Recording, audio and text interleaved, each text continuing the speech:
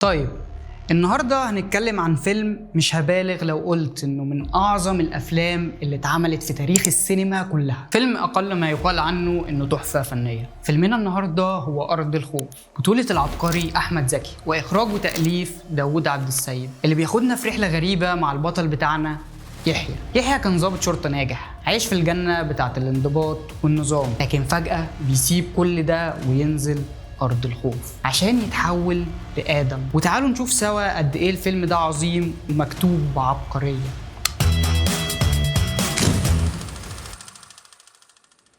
بيبدأ فيلمنا بأن الجهات العليا بتستدعي يحيى وبتعرض عليه مهمة من بعيد كده تبان مهمة بوليسية تقليدية زي باقي الأفلام البوليسية. التيمة المعروفة، ضابط بيتزرع وسط تجار المخدرات يعرف ميعاد الصفقة ويبلغ البوليس. لكن المرة دي الموضوع مختلف تماما. الفيلم بياخد اتجاه أعقد وأجمل. مهمة يحيى مهمة غريبة ومعقدة لدرجة إن يحيى بياخد وقت على ما يفهم المطلوب منه، وإحنا بنحاول نفهم معاه هو ليه بيتكلف بمهمة زي دي. المهمة باختصار إن الجهات العليا طالبين من يحيى إنه يعيش وسط تجار المخدرات، مش عشان يبلغ عنهم وقت تسليم البضاعة، لأ، لكن عشان يفهم عالم تجارة المخدرات، يغوص جوه العالم ويتعمق جواه عشان يفهم عالم الجريمة أو الخطيئة بمعنى أصح. لكن الأغرب من المهمة هي صلاحيات المهمة أو الحاجات اللي مسموح ليحيى إنه يعملها. الجهات العليا هتديه صلاحيات كاملة وهتسمح له بكل حاجة ممكن تتخيلها، زي إنه يسرق، يتاجر في المخدرات، أو يقتل حتى. يحيى هيعمل كل اللي هو عايزه، وكده كده الجهات العليا هتغفر له ده.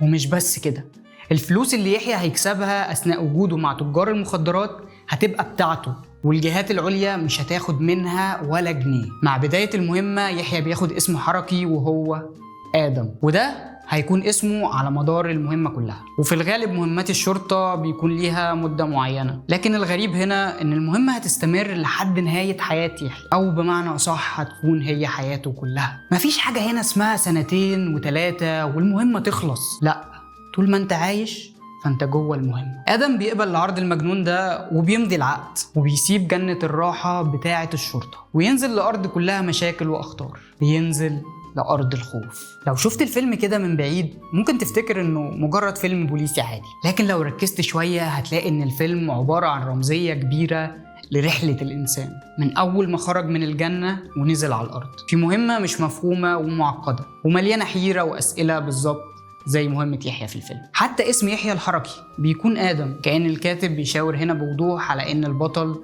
هو آدم، هو الإنسان اللي نزل للمهمة الصعبة دي أو للاختبار بمعنى أصح. يحيى بيوافق على المهمة فعلا وبيقرر ينزل الأرض، لكن السؤال المهم هنا، هل يحيى وافق بمزاجه ولا غصب عنه؟ وايه المنطق في المهمة الغريبة دي؟ ايه الجايزة؟ ما هو كده كده ظابط ومرتاح، ومن قبل المهمة ما كانش ناقصه حاجة. ببساطة يحيى كان قاعد في الجنة. ليه تروح مهمة جايزتها الجنة وهي اصلا معاك من الاول؟ وكمان انت مش ضامن مهمتك تنجح اصلا وتاخد الجايزة تاني. في رأيي يحيى وافق عشان يكون آدم، او بمعنى اصح دفع جنته وامانه تمن للحرية والغلط. يحيى من غير اخطاء وحرية كان زيه زي الآلة اللي بتنفذ الاوامر، ملاك مطيع مش انسان. الانسان لازم يخاطر ويغلط ويتعلم، مش ينفذ الاوامر ويقول سمعا وطاعة.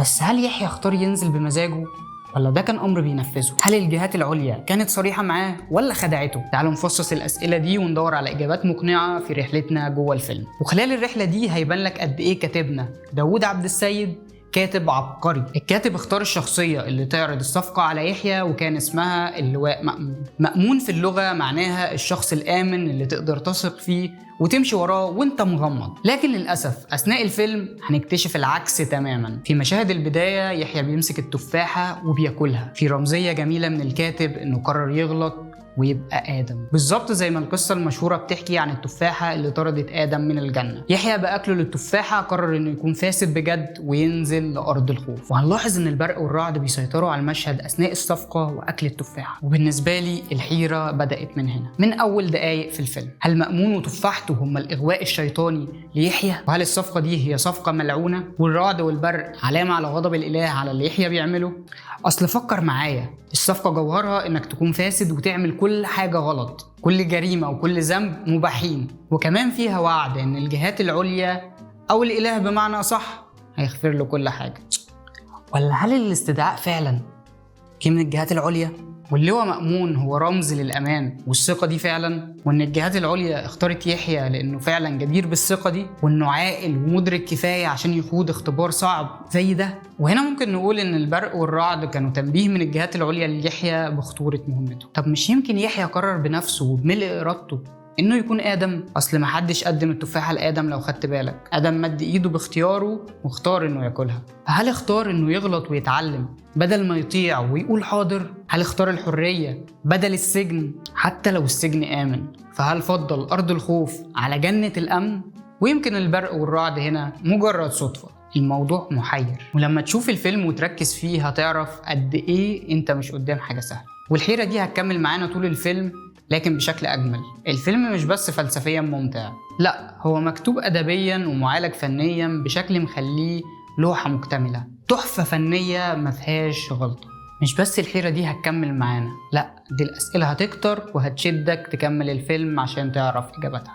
مشكلة آدم هتكون في حيرته، صراع آدم الحقيقي هيكون مع نفسه، أفكاره ودماغه هيخلوه محتار وتايه. آدم هيغرق في الشك ويسأل نفسه، هو أنا فعلا بعمل الصح والمطلوب مني، ولا أنا كده بعدت عن المهمة الأساسية؟ هل أنا بمثل إني فاسد ولا بقيت فاسد فعلا؟